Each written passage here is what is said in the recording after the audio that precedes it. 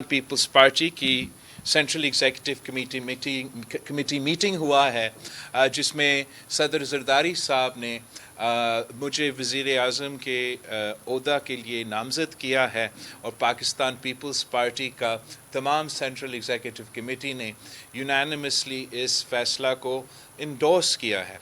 तो मैं कहना चाहूँगा कि मैं ना सिर्फ अपना सेंट्रल एग्जीक्यूटिव कमेटी का शुक्रगुज़ार हूँ, सदर ज़रदारी साहब का शुक्रगुज़ार हूँ, मगर एक बहुत हम्बल तरीके से ये जो ज़िम्मेदारी है इसको मैं कबूल करता हूँ और इंशाअल्लाह ताला हम जिद्दोजहद करेंगे।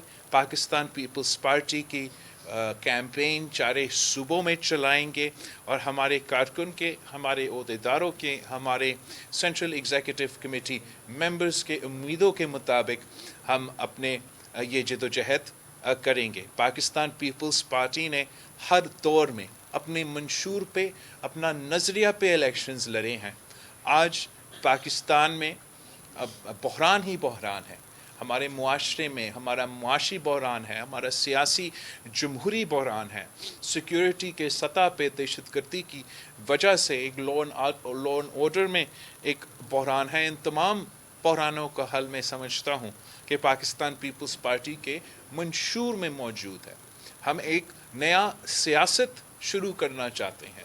हम पुराने रवायतें, तकसीम, नफ़रत की सियासत को दफन करके आगे बढ़ना चाहते हैं। अपना मुल्क का तरक्की में हम सब मेहनत करके अपना मुल्क का तरक्की का बंदोबस्त करना चाहता है। और मैं समझता हूँ कि वो सिर्फ तब मुमकिन है कि हम ऐसे मुआशरे लेकर आए, हम ऐसे मीशत लेकर आए जिसमें हर पाकिस्तानी का फ़ायदा हो, आम पाकिस्तानी का फ़ायदा हो, ना कि सिर्फ हमारा अशराफिया का फ़ायदा हो।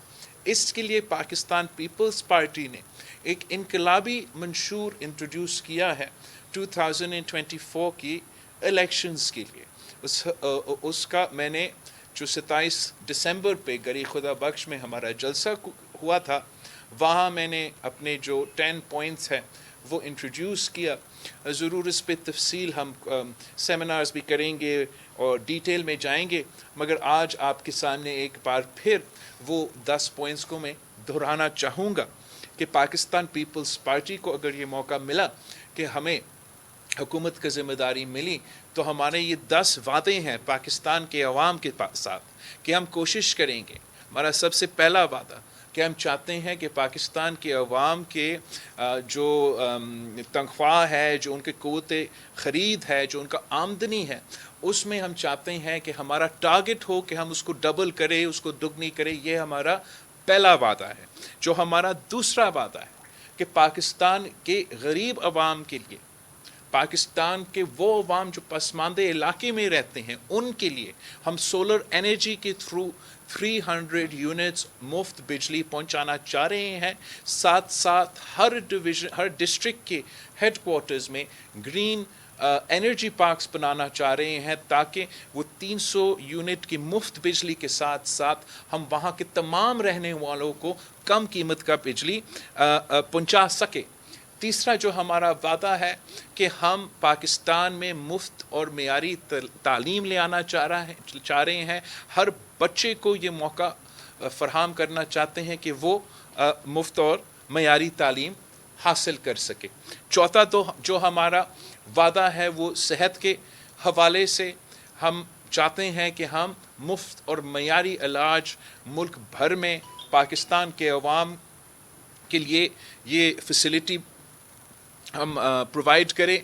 जैसे हमने NICVD, NICH, SIUT, गम्बिट, child line foundation और बहुत से ऐसे सेहत के इदारे सिंध के मुख्तलिफ अजला में खड़े किए हैं जो मुफ्त इलाज दे रहे हैं। हम इसी किस्म के इदारे इंशाअल्लाह ताला पाकिस्तान के तमाम अजला में, पाकिस्तान के तमाम डिस्ट्रिक्ट्स में इनको हम मुफ्त हॉस्पिटल्स बनाएंगे।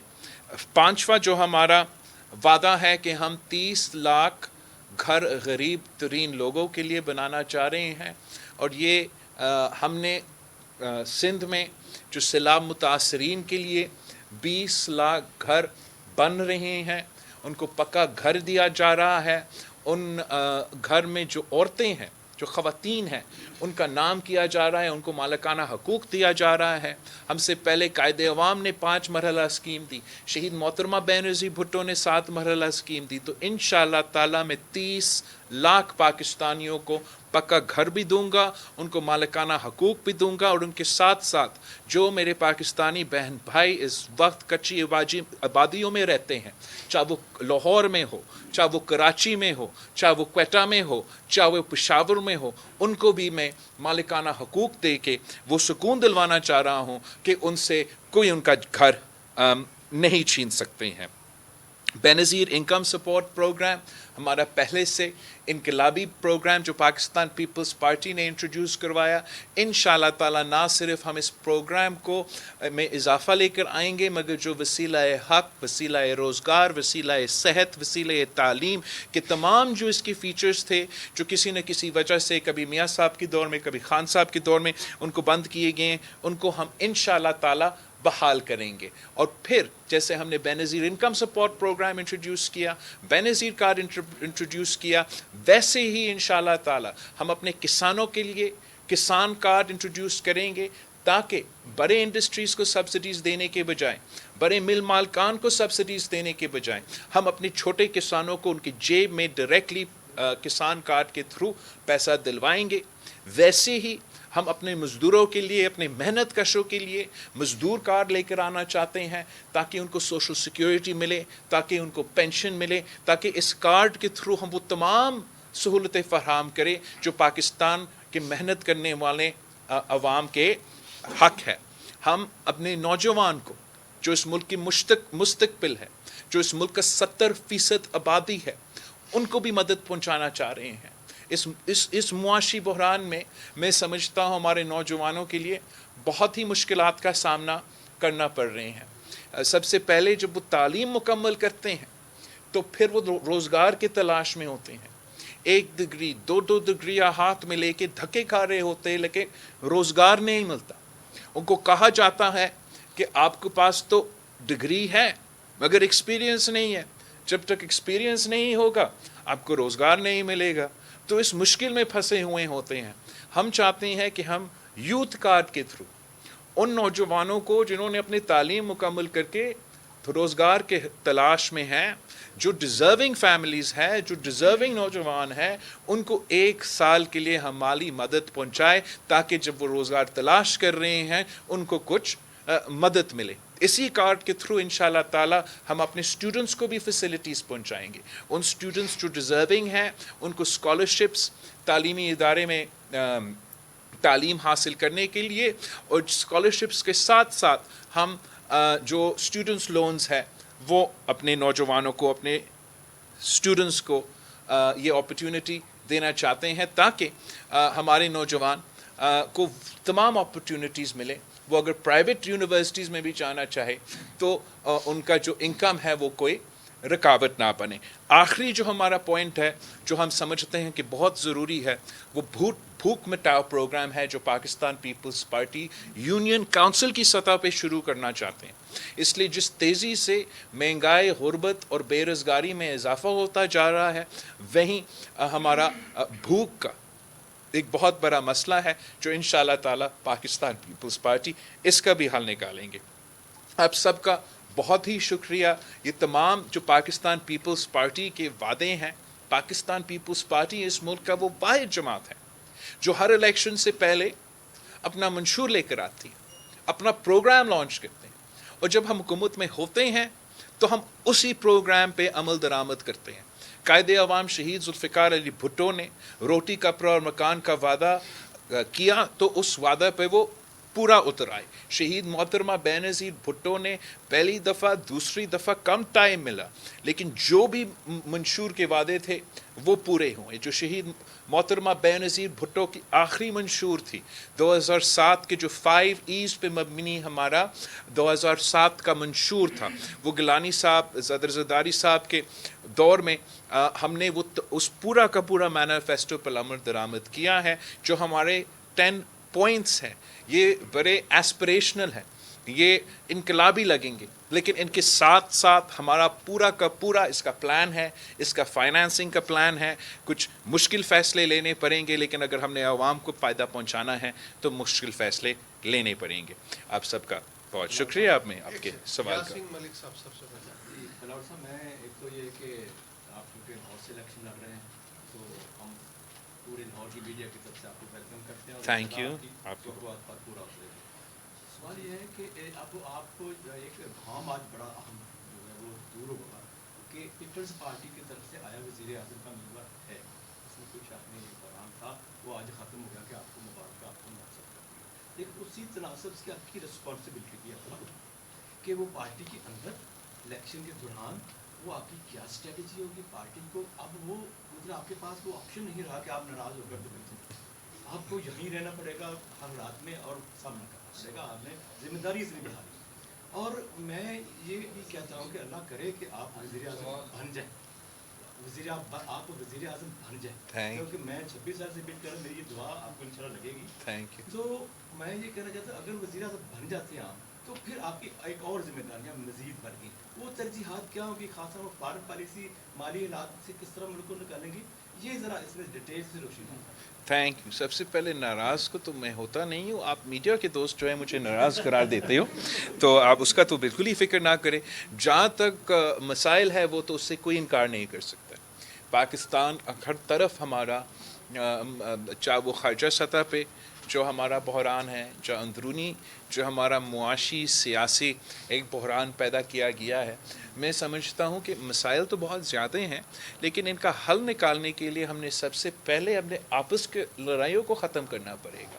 جو ہم نے نفرت اور تقسیم کو، سیاست کو اس عروج پہ پہنچایا ہے، جہاں سیاسی جماعتوں ایک دوسرے کے درمیان سیاسی اختلاف کے بجائے وہ ذاتی دشمنی پہ اتر آئے ہیں. جب تک ہم آپس میں لڑتے رہیں گے تب تک جو پاکستان کے مخالف ہے، جو پاکستان کا دشمن ہے، وہ پاکستان کے اندر اس تقسیم کا فائدہ اٹھاتے رہیں گے. ہمارا خواہش یہ ہے کہ یہ جو تقسیم کی سیاست ہے، نفرت کی سیاست ہے، اب یہ پرانی سیاست بن چکی ہے. ہم نے ایک نیا سیاست شروع کرنا ہے جس سے ہم سب کے ساتھ مل کے پاکستان کا مسائل کا مقابلہ کر سکیں. دوسرا، پاکستان میں جو مایوسی ہے، پاکستان میں جو معاشی مشکلات ہے، اس کو ایڈریس کرنے کے لیے بہت سخت ریفارمز کی ضرورت ہے. جیسے ہم نے کہا کہ ہم وفاقی وزارتیں جو ہے جو ڈیوالو ہونے چاہیے ان کو بند کریں گے.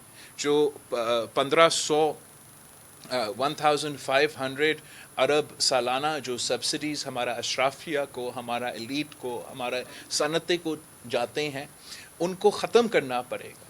اگر ہم نے یہ مشکل فیصلے لینے ہیں تو ساتھ ہم نے اپنے اس پیسہ جو بچتا ہے، اس پیسہ کو ہمیں عام آدمی پہ استعمال کرنا پڑے گا، عوام پہ استعمال کرنا پڑے گا، تاکہ ان کا بائی ان ہو، ان کا سٹیک ہو ہمارے معاشرے میں، ہمارا معیشت میں. میں سمجھتا ہوں کہ پاکستان پیپلز پارٹی کے پاس نہ صرف پلان ہے، منشور ہے، اسٹریٹجی ہے کہ ہم یہ تمام مسائل کا مقابلہ بھی کر سکتے ہیں، حل بھی نکال سکتے ہیں. اور اس ملک میں جو اس وقت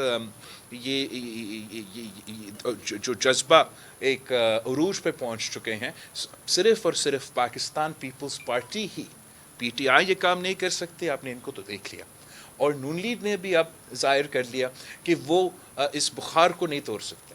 صرف اور صرف پاکستان پیپلز پارٹی اس بخار کو توڑ کے اس ملک اور اس قوم میں ایک یونٹی، یکجہتی پیدا کر سکتی ہے، جس سے ہم چاہے وہ خارجہ سطح پہ مسئلے ہو، چاہے وہ اندرونی معاشی مسئلے ہوں، ان تمام مسئلے کے مقابلہ کر سکتے ہیں. نذیر بھٹی صاحب. بلاول صاحب، پچھلے جو الیکشن تھے اس میں آپ لوگوں کو کیمپین اس طرح سے جو وہ فضا نہیں ملی تھی جو کہ اب شاید جو ہے وہ ہے. کیا آپ اس سے مطمئن ہیں کہ فضا اس وقت لا اینڈ آرڈر کے حوالے سے بہتر ہے؟ کچھ جگہوں پہ حملے بھی ہوئے ہیں، مولانا صاحب کے کنوائے پہ بھی ہوئے ہیں، اور محسن داور پہ بھی آج کچھ اس طرح کی اطلاعات جو ہے وہ آئی ہیں. تو اس تو کس انداز سے جا وہ دیکھتے ہو؟ کچھ بے یقینی بھی کہی جا رہی ہے کبھی الیکشن ہوں گے 8 فروری کو یا نہیں. تو جہاں تک دہشت گردی کے واقعے ہیں ان کے ہم اوبیسلی مزاحمت بھی کرتے ہیں.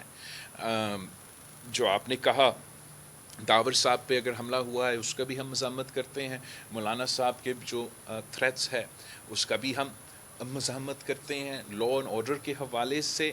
شاید 2018 کے الیکشن کے کمپیریزن میں ہمارا لا اینڈ آرڈر اس وقت it's sort of worse in 2024 than it was in 2018. مگر 2000 اگر آپ 2024 کا لا اینڈ آرڈر سچویشن کو 2008 کا الیکشن یا 2013 کا الیکشن سے کمپیریزن کرے تو تب تو بہت ہی زیادہ خطرناک ماحول تھے. تب بھی پاکستان پیپلز پارٹی نے حصہ لیا. اوبویسلی ہمارے لیے اس دہشت گردی کے نتیجے میں اتنا لیول پلینگ فیلڈ نہیں بنا, مگر پھر بھی ہم نے مقابلہ کیا. آج بھی مقابلہ کرنے کے لیے تیار ہیں.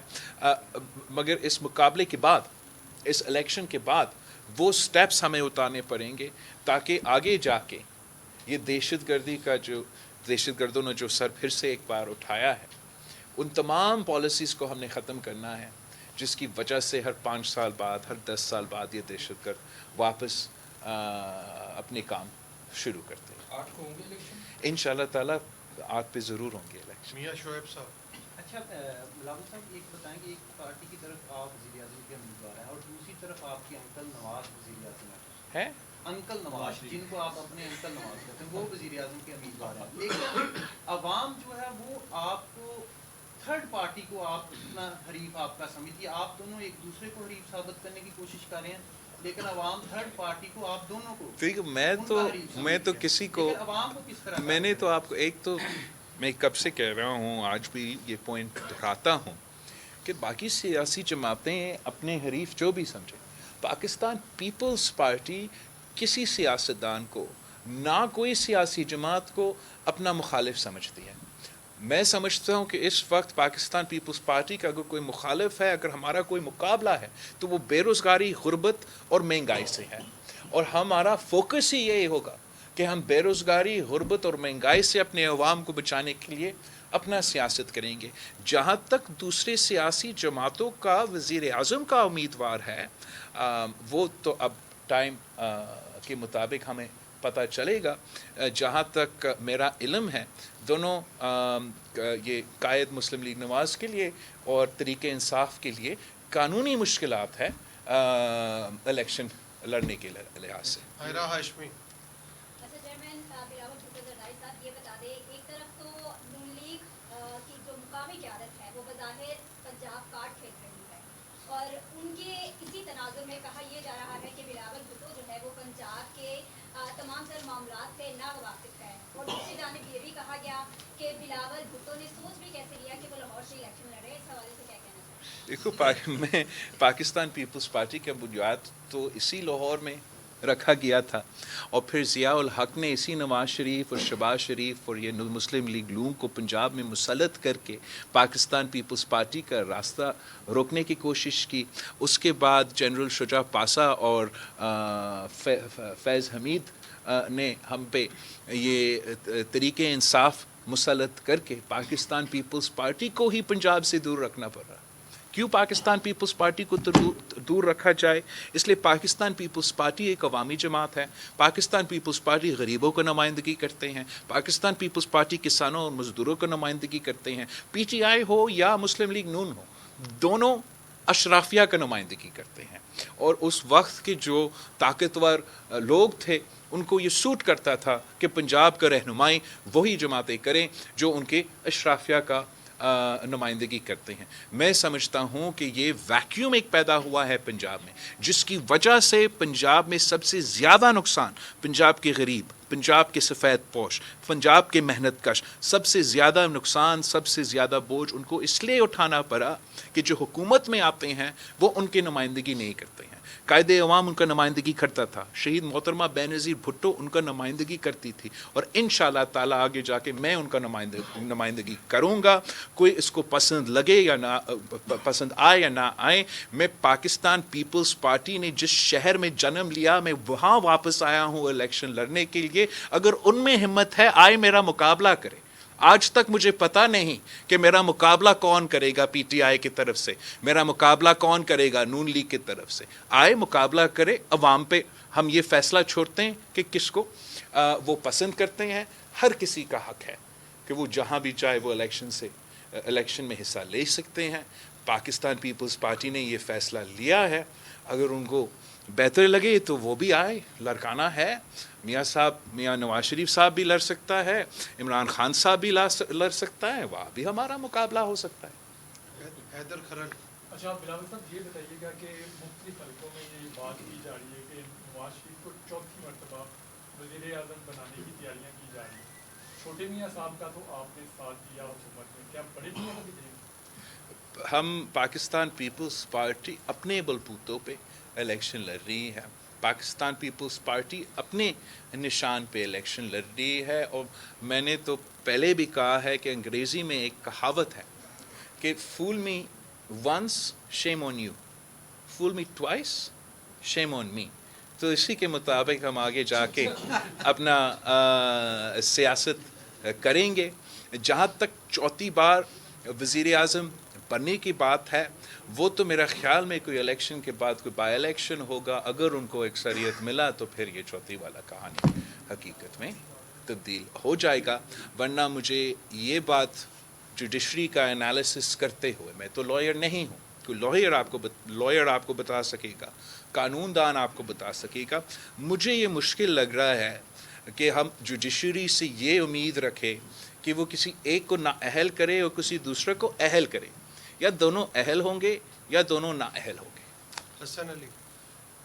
چیئرمین صاحب یہ بتائیے گا کہ آپ این اے 127 سے الیکشن لڑ رہے ہیں, ابھی تک کیمپین کس کو سونپی گئی ہے این اے 127 کی, اور اس کو کس طرح سے آگے لے کر چلا جائے گا؟ اور خاص طور پہ پنجاب کی دوبارہ سے بات ہو رہی ہے, آپ کے ریوائول کی بات ہو رہی ہے, پنجاب میں کتنی سیٹیں ایکسپیکٹ کر رہے ہیں؟ دیکھو, جہاں تک 127 کی بات ہے, پاکستان پیپلز پارٹی کی تنظیم موجود ہے, ہمارے صوبائی لوکل عہدیدار موجود ہے, پاکستان پیپلز پارٹی کے کارکن سب بڑھ چڑھ کے ہمارے کیمپین میں حصہ لے رہے ہیں. پاکستان پیپلز پارٹی اگر الیکشن لڑ رہی ہے تو ہمارا کوشش یہ ہے کہ ہم حکومت بنائیں اور ہم پورا ملک میں حکومت بنائیں.